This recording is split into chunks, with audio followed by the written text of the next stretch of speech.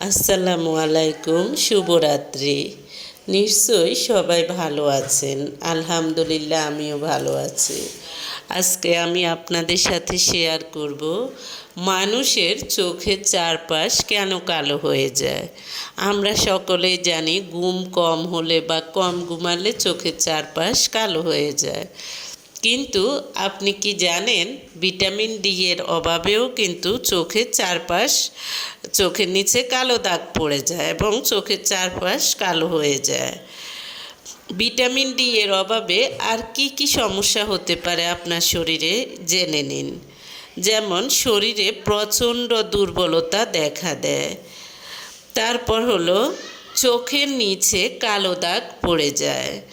ঘাড় ও পিঠের দিকে ব্যথা করে। মনে রাখবেন, ঘাড় ও পিঠের দিকে ব্যথা করলে আপনি বুঝবেন যে আপনার শরীরে ভিটামিন ডি এর অভাব। তারপর অনেকের মাথার চুল অস্বাভাবিকভাবে পড়ে যায়, তাহলে আপনাকে বুঝতে হবে ভিটামিন ডি এর অভাব আপনার শরীরে। তারপর হলো স্মরণ শক্তি কমে যেতে থাকে, অর্থাৎ আপনি কোনো কিছু দেখা যায় যে এখান দিয়ে বললেন ওখান দিয়ে ভুলে যান, এরকম এগুলা, অর্থাৎ আপনি কখন কি করেন আপনার নিজেরই মনে থাকে না। এটাকে বলে স্মরণ শক্তি কমে যাওয়া। তারপর হলো দেখা যায় যে অনেক সময় আপনার কাছে অস্থির অস্থির লাগবে। তাই ভিটামিন ডি এর অভাব হলে আপনি এটাকে হেলাফেলা করবেন না, কারণ ভিটামিন ডি কিন্তু আপনি প্রাকৃতিকভাবেও পেতে পারেন। যেমন আপনি রৌদ্রে বসলে ভিটামিন ডি পেতে পারেন, রৌদ্র দিয়ে হাঁটলে আপনি ভিটামিন ডি পেতে পারেন। তাই আপনি খাবার দাবার বা ভিটামিন ডি কিনে খাওয়ার যদি আপনার সামর্থ্য না থাকে, সেক্ষেত্রে আপনি রৌদ্রে হেঁটে আপনি ভিটামিন ডি এর অভাব পূরণ করবেন। তাহলে আপনার শরীরে দেখা যায় যে এই ধরনের সমস্যাগুলো হবে না। সাথে আমি আপনাদের সাথে আরও কিছু বিষয় আলোচনা করব। আলোচনা বলতে যেমন আপনি আপনার সন্তানকে আপনি কি শিখাবেন। আপনি আদর্শ মা বাবা হিসেবে আপনি সন্তানকে শিখাবেন নিজের শরীরের যত্ন নেওয়া। তারপর সবসময় পজিটিভ চিন্তা ভাবনা করা। তারপর হার জিত, কোথাও হারবে কোথাও জিতবে, এটা মেনে নেওয়ার মতো ক্ষমতা। স্বাস্থ্যকর খাবার খাওয়ার অভ্যাস, ভদ্র আচরণ ও মানুষকে ভালোবাসা, টাকা সঞ্চয় করতে শেখানো, ছোট ছোট সেবামূলক কাজ। তারপর হলো গোপনে দান করা।